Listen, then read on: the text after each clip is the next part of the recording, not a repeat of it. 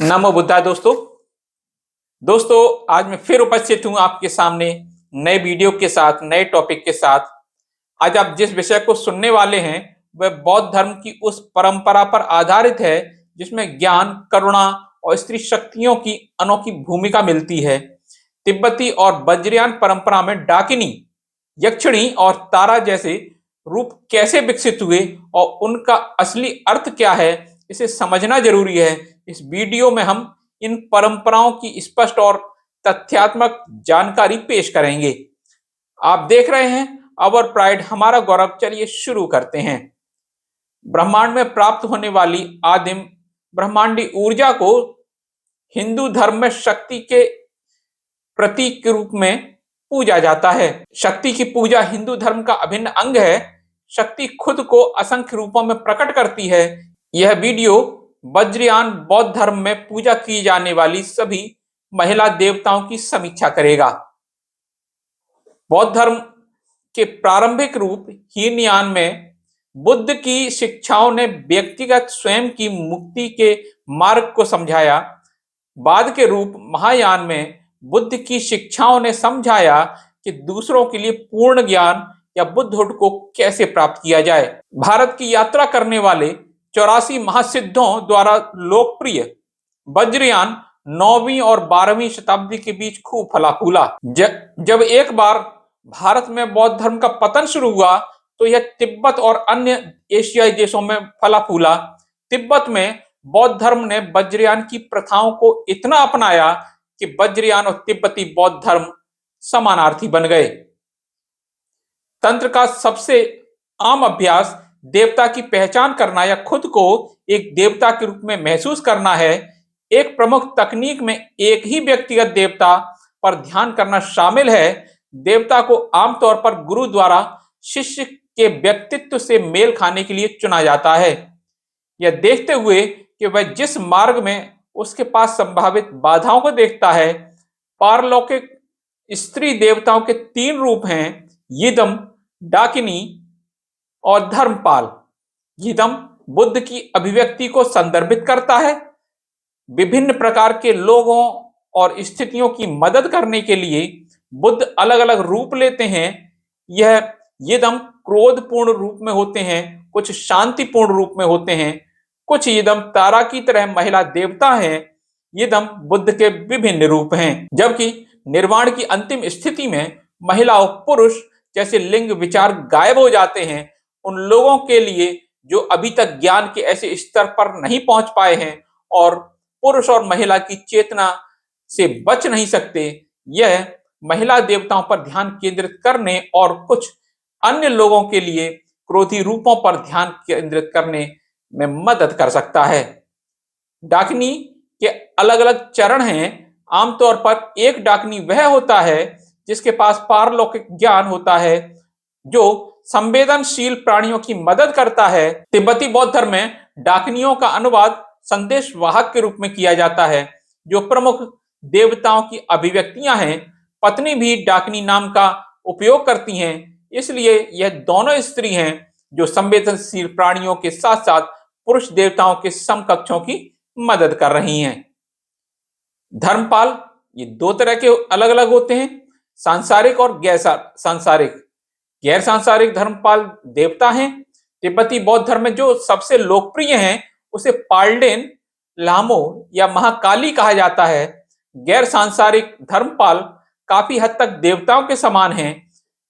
कोई भी उनका अभ्यास करने में उपयोग कर सकता है और उन्हें यिदम की तरह कल्पना कर सकता है।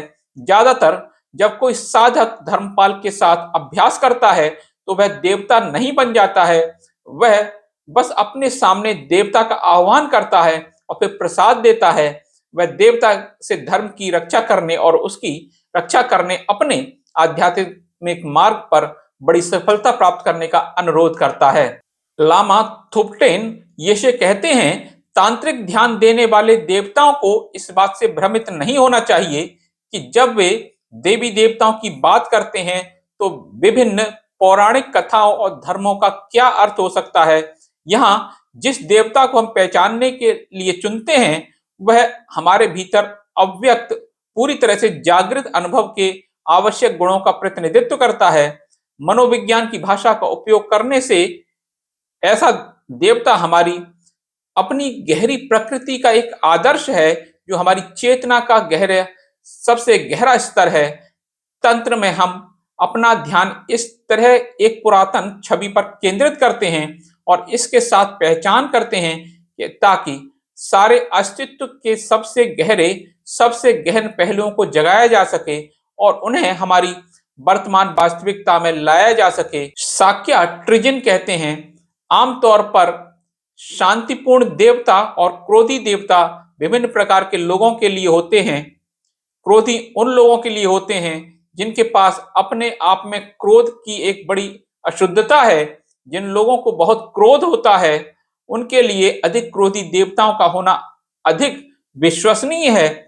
मुझे लगता है यह कुछ ऐसा नहीं जो केवल आपके बारे में है, बल्कि एक तरह से दुश्मन जैसी सभी बाहरी बाधाएं वास्तव में आपका अपना गुस्सा है। इसे नष्ट करने के लिए आपको क्रोधित देवताओं की कल्पना करनी होगी और उनकी पूजा करनी होगी।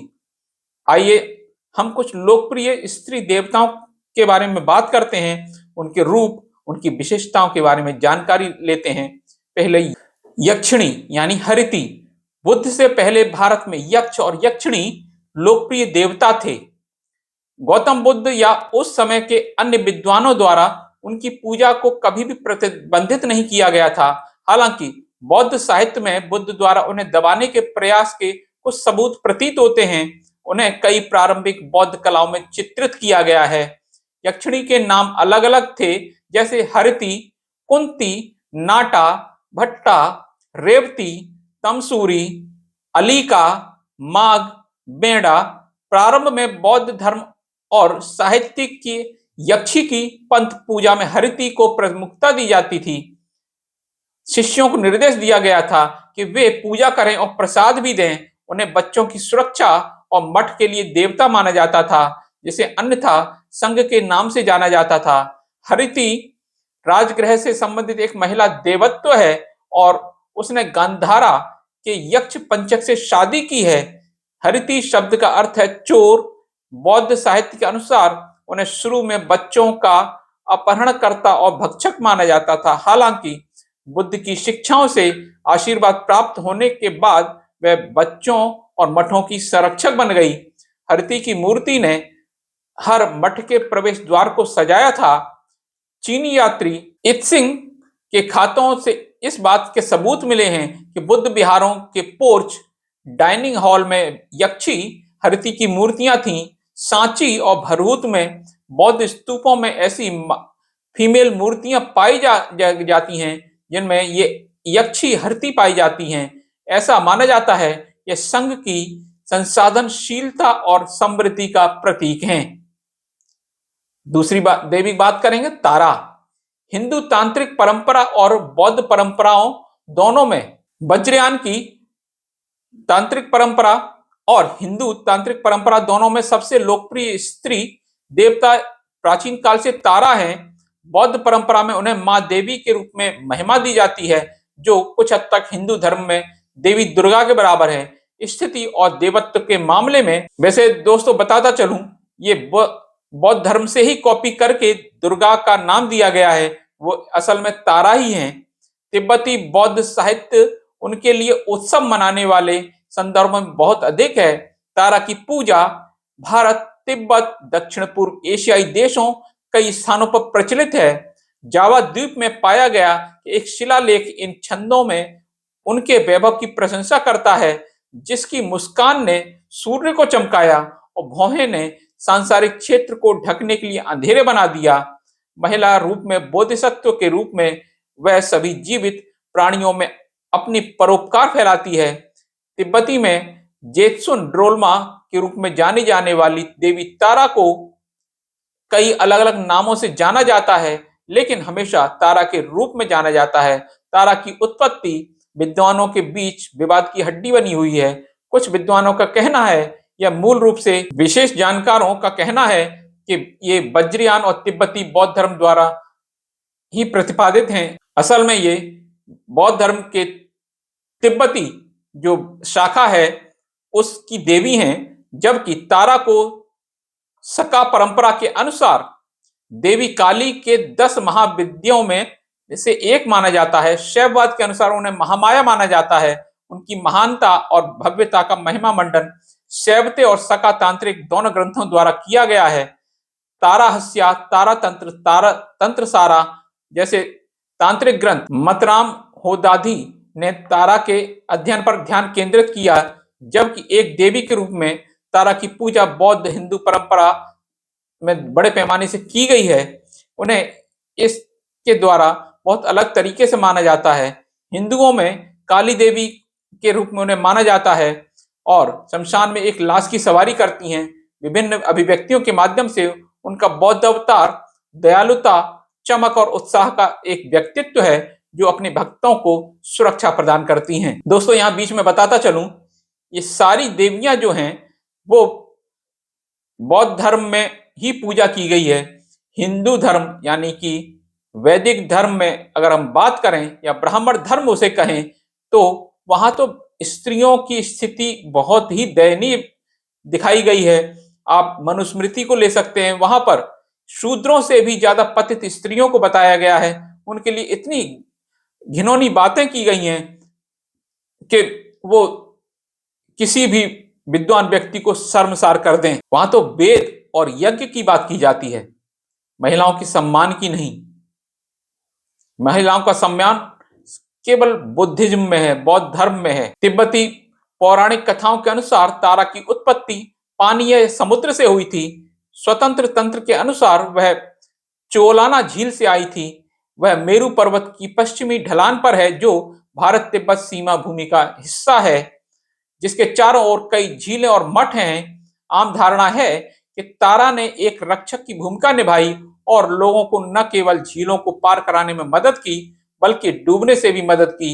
यद्यपि तारा शब्द का केवल एक तारा है, इस रूप की व्युत्पत्ति इंगित करती है कि संस्कृत मूल त्रि से हो सकता है, जो पार करने के लिए या पार करने के लिए या भागने के लिए या भगाने के लिए। यह उस शब्द के इस अर्थ में कि तिब्बत और अन्य एशियाई देशों के लोग उसे समझते हैं। तिब्बती में तारा शब्द का शाब्दिक अर्थ है वह जो बचाती है। जावानी, जिनके बीच एक अत्यधिक लोकप्रिय का मानना है वह उन्हें तूफानी समुद्रों के खतरों से बचा सकती है। बौद्ध धर्म में तारा की धारणा अधिक रूपक है। वह यह है जिसने अपने भक्तों को जीवन के सागर या भव सागर को पार करने में मदद की।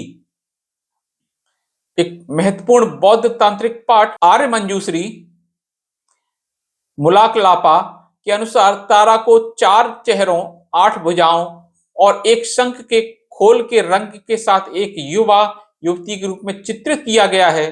प्रत्येक चेहरे का एक अलग रंग होता है, सफेद, गहरा नीला, पीला और लाल। 4 दाहिने हाथों में एक वज्र, एक तीर, एक लांस, एक वरद मुद्रा, हाथ का इशारा देने वाला वरदान होता है, जबकि बाएं हाथ में एक उत्पाल फूल, एक धनुष, एक वज्र हुक और एक धमकी देने वाली तर्जनी के साथ एक फंदा होता है। यह वज्र प्रियंका बैठी मुद्रा को अपनाती है और उसके पास एक धर्म काया का असर है। उसके साथ जुड़ी अनुष्ठान प्रथाएं सरल हैं। उसके नाम की एक साधारण काल या यहाँ तक कि एक साधारण विचार भी उसे आह्वान करने के लिए पर्याप्त है और उसका मंत्र है ओम तारे तुतारे सोहा। हालांकि एक काफी बड़ा मंत्र है, मैं उसको यहाँ पे उच्चारित करने नहीं चाह रहा हूं, लेकिन आप उसे सर्च कर सकते हैं। ओम तारे तुतारे सोहा का एक बड़ा मंत्र है। ब्रह्मांड में व्याप्त होने वाली आदिम ब्रह्मांडी एक बहुआयामी देवी होने के नाते वह अपने भक्तों की आवश्यकता के अनुसार विभिन्न रूपों में खुद को प्रकट करती हैं। उनके 5 रूप प्रमुख जो हैं वो इस तरह हैं। सीता तारा यानी व्हाइट तारा। तारा का यह प्राथमिक रूप प्रज्ञा पारमिता या ज्ञान की पूर्णता का प्रतिनिधित्व करता है। उन्हें बोधिसत्वों में से एक अमोघ सिद्धि की प्रजना या ज्ञान विशेषता माना जाता है। उसे 16 साल की युवावस्था के रूप में चित्रित किया गया है। उसके पास आमतौर पर 2 भुजाएं हैं लेकिन कभी कभी वरद मुद्रा और वैतरका मुद्रा के साथ चार भुजाएं होती हैं। वह कमल के तने और एक विश्व वज्र भी ले जाती हैं। यह एक्शन की रानी है और मंडलों में अपनी पत्नी अमोघ सिद्धि के साथ दिखाई देती हैं। तांत्रिक ग्रंथों में एक निष्पक्ष रंग की दिखाई देती हैं। उसके दो हाथ हैं, एक सफेद परिधान पहनती हैं, सफेद सांप ले जाती हैं और यहाँ तक कि उनके आभूषण, हार, झुमके, आर्मलेट सफेद हैं। वह हिंदू देवी सरस्वती की वीणा की भूमिका निभाती हैं, यानी कि हिंदू धर्म में इनको सरस्वती बताया गया है, सरस्वती का चित्रण किया गया है। इनका रूप वहां सरस्वती के रूप में है। चंद्रमा की सफेद किरणें उसके गले में एक सफेद माला बनाती हैं। तीसरी आंख का ज्ञान का प्रतीक है। चंद्र कांति तारा के रूप में भी जानी जाने वाली हैं। उनके तीन चेहरे हैं, बुद्ध के तीन पिंडों का प्रतिनिधित्व करती हैं। उन्हें सभी बुद्धों की मां माना जाता है। वे करुणा या व्यक्तित्व हैं।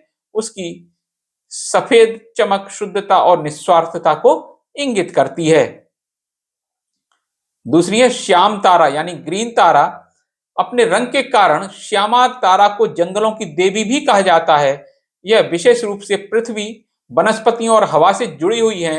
वह दो शेरों के पास रखे कमल के सिंहासन पर बैठती हैं और उसे आमतौर पर अवलोकितेश्वर के दाईं ओर बैठने के रूप में चित्रित किया जाता है। यद्यपि वह 8 अलग अलग रूपों में दिखाई देती हैं। एक जाता, मारीची, जंगुली और महामयूरी उनकी प्रमुख अभिव्यक्तियां हैं। जंगुली और महामयूरी के रूप में वह समृद्धि की दाता बन जाती हैं।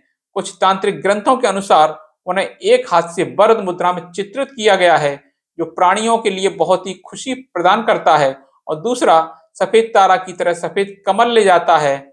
उसकी 3 आंखें हैं, मुस्कुराता हुआ चेहरा परोपकार को विकिरण करता है और उसके उठाए हुए हाथ धर्म की घोषणा करते हैं। भ्रुकुटी तारा यानी पीला तारा, यह तारा तिब्बती बौद्ध धर्म में सबसे लोकप्रिय धन देवता और हिंदू देवालय में देवी लक्ष्मी के बराबर है। यानी हिंदू धर्म में इनको देवी लक्ष्मी कहा जाता है। यह संभव है कि उसे पीले रंग के रूप में चित्रित किया जाए। सोने का रंग जो धन का प्रतीक है, बहुतायत का अवतार है और गरीबी को दूर करती है और साथ ही प्राणियों की मदद करने के लिए संसाधन प्रदान करती है। अपने मुकुट में अमोघ सिद्धि के साथ उसे 2 हाथों से चित्रित किया गया है। शाश्वत रूप से युवा और गहनों से सजी वह अपने दाहिने हाथ में वरद मुद्रा रखती हैं और बाईं ओर एक नीला उपपाल रखती हैं। हालांकि कई अवतारों को माना जाता है कि कादिरावर्णी और वज्र तारा सबसे महत्वपूर्ण हैं। उनकी भी 3 आंखें हैं। उन्हें भक्तों द्वारा समृद्धि, धन और वित्तीय स्थिरता प्रदान करने के लिए प्रेरित किया जाता है। एका जाता तारा यानी ब्लू तारा, उगता तारा और महासेना तारा के रूप में भी जानी जाती हैं। वह अपनी परिवर्तनीय और विस्फोटक ऊर्जा के साथ तारा की सबसे क्रूर अवतार है। वह काली के बराबर है। उसके 2 दाहिने हाथों में तलवार और कैंची होती है और बाएं हाथों में एक खोपड़ी और एक नीला कमल होता है। बौद्ध तांत्रिक ग्रंथों के अनुसार वह छोटी स्थिति वाली है, एक तीरंदाज की मुद्रा में खड़ी होती है। उसकी 3 आंखें हैं, एक उभड़ा हुआ पेट, एक उभरी हुई जीभ और लाल गोल आंखों के साथ उसके चेहरे पर एक भयंकर अभिव्यक्ति है। उसकी गर्दन एक नीले कमल और मानव खोपड़ी के हार से सजी हुई है और वह अपनी कमर के चारों ओर बाघ की खाल पहनती हैं। 8 सांपों से सजाए हुए वह एक लाश की सवारी करती हैं, जबकि वह अपनी उपस्थिति में सबसे डरावनी है। उसे तंत्र पाठ के अनुसार प्रेम का व्यक्तित्व भी माना जाता है। उनकी पूजा वमाचरा तांत्रिक परंपराओं के अनुसार की जाती है। अगली है कुरकुल्ला तारा यानी लाल तारा। लाल रंग तारा के इस रूप को लाल कमल पर बैठे और लाल पोशाक पहने हुए चित्रित किया गया है। कुरकुल्ला शब्द का अर्थ है वह जो ज्ञान का कारण है। उसके 4 हाथों में अभय मुद्रा, 2, 3 और गहने हैं और एक साधक के मार्ग पर दिखाई देने वाली बाधाओं को दूर करने के रूप में वह सभी प्राणियों की रक्षक भी हैं। भक्तों को सकारात्मक आकर्षण की शक्ति प्रदान करती हैं। वह ज्ञान या शून्य के ज्ञान पहलू को व्यक्त करती हैं। वज्रयान बौद्ध धर्म, हिंदू धर्म और अन्य परंपराओं के सभी स्कूलों में सम्मानित होने के कारण तारा दुनिया भर में सबसे लोकप्रिय देवताओं में से एक हैं। उच्चतम स्तर पर वह ज्ञान की पूर्णता है। वज्रयोगिनी, वज्र के साथ वह, उसका नाम वज्र योगिनी है। वह एक डाकिनी या वज्र डाकिनी भी है और उसे सभी डाकिनियों की रानी माना जाता है। उसका रंग उग्र लाल है। वह हड्डियों और खोपड़ियों के गहने पहनती है। वह महासुखा से भरा एक चाकू और एक खोपड़ी का कप रखती है। घुमावदार चाकू आमतौर पर इस तथ्य का प्रतिनिधित्व करता है कि वह सभी अशुद्धियों को काटती है। वह दिखने में काली के समान है, इसलिए कुछ ग्रंथों में इसे क्रोध काली भी कहा गया है। उसे बुद्ध की उच्च स्थिति प्राप्त है। वह स्त्री रूप में बुद्धहुड का अवतार है। वह सर्व बुद्ध डाकिनी भी कहा जाता है, जो सभी बुद्धों की आत्मा है। उसकी पत्नी हेरुका और चक्र सांबरा है। उन्हें ज्ञानोदय के लिए अंतिम प्रेरणा के रूप में पूजा जाता है। यद्यपि वज्र योगिनी के रूप की कल्पना करना और उस पर ध्यान करना सरल है, लेकिन उसकी पूजा से जुड़े अनुष्ठान सबसे गूढ़ में से हैं। अभ्यासी के पास काफी आध्यात्मिक ज्ञान, प्रतिबद्धता और शक्ति होनी चाहिए। इसमें गुरु के प्रति समर्पण, कठोर दैनिक साधना, पवित्र प्रसाद और निर्बाध जप भी शामिल हैं। एक बार जब एक भक्त इन आवश्यकताओं को पूरा कर लेता है, तो इस भक्ति श्रम के फल बहुत अधिक होते हैं, जो साधक को खेकारा स्वर्ग और अन्य उच्च उपलब्धियों की ओर ले जाता है। चिन्नामास्ता, वज्रयान में वज्र योगिनी मानी जाने वाली चिन्नामास्ता हिंदू और बौद्ध धर्म दोनों में एक प्रसिद्ध देवी है। हिंदू तंत्र में वह 10 महाविद्याओं में से एक है। वज्रयान में उन्हें चिन्ना मुंडा और प्रचंड चंडिका के रूप में भी पूजा जाता है। कई ग्रंथों में इसके बारे में व्यापक रूप से लिखा गया है। एक कहानी के अनुसार 2 महासिद्ध बहनों मेखला और कंखला ने अपना सिर काट लिया और उन्हें अपने गुरु को पेश किया और एक नृत्य किया। कहा जाता है कि वज्र योगिनी इस रूप में दिखाई दिए थे और उनके साथ नृत्य किया था। एक अन्य कहानी में राजकुमारी लक्ष्मिष्ठकर देवी, जिन्हें पद्म संभव का अवतार माना जाता है, ने राजा की सजा के रूप में अपना सिर काट दिया और इसके साथ शहर के चारों ओर घूम गई।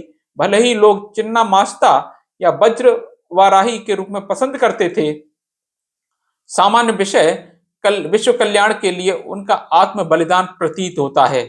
वह कुंडलिनी ऊर्जा को एक डरावनी देवी के रूप में व्यक्त करती हैं। उसके रक्त की धाराएं बढ़ती ब्रह्मांडी ऊर्जा का प्रतीक हैं। वह एक ही समय में जीवन देने और जीवन लेने वाली ऊर्जा का प्रतीक है।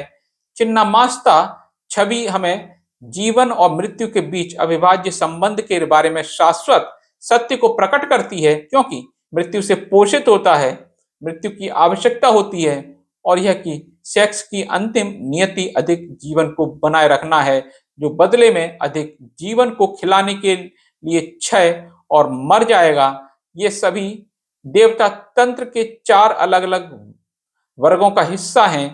तारा सभी 4 वर्गों में दिखाई देती है, जबकि वज्र योगिनी केवल अनुटारा योग तंत्र में पाई जाती हैं, जिसे तंत्र का उच्चतम वर्ग माना जाता है। लेकिन प्रज्ञापारमिता या अंतिम ज्ञान का प्रतीक हैं, जो सब कुछ से परे हैं। हालांकि वे अलग अलग रूपों में दिखाई देते हैं। वज्र योगिनी का प्राथमिक जोर केवल दूसरों के लाभ के लिए ज्ञान प्राप्त करना है। वज्रयान बौद्ध धर्म में महिला देवता सौम्य से लेकर सबसे क्रूर तक विभिन्न रूपों को अपनाते हैं और शक्ति और ऊर्जा का प्रतीक हैं। वे सब शक्ति को मूर्त रूप देते हैं, जो सृष्टि के फव्वारे हैं। वे दिव्य परोपकार प्रदान करने वाले संरक्षण के कार्यों को करते हैं। वे परम ज्ञान के स्रोत का प्रतिनिधित्व करते हैं और अंत में वे विनाशकारी शक्ति भी हैं। एक अर्थ में स्त्री देवता पूर्णता या पूर्णता का प्रतिनिधित्व करते हैं, जो सभी को शामिल करता है और गले लगाता है। अगर ये जानकारी आपके लिए उपयोगी रही हो तो चैनल को फॉलो करें, वीडियो को साझा करें। हमारा उद्देश्य साफ और सत्य और आधारित ज्ञान आप तक पहुंचाना है। आप इसी तरह जुड़े रहें, आगे और भी महत्वपूर्ण विषय लेकर के आएंगे। धन्यवाद। मिलता हूं अगले वीडियो में, लेकिन उससे पहले आपसे विनम्र आग्रह, लाइक, सब्सक्राइब और शेयर कीजिए। चैनल की मेंबरशिप भी आप ले सकते हैं और इस वीडियो को हाइप भी कर सकते हैं। जय भीम, नमो बुद्धाय।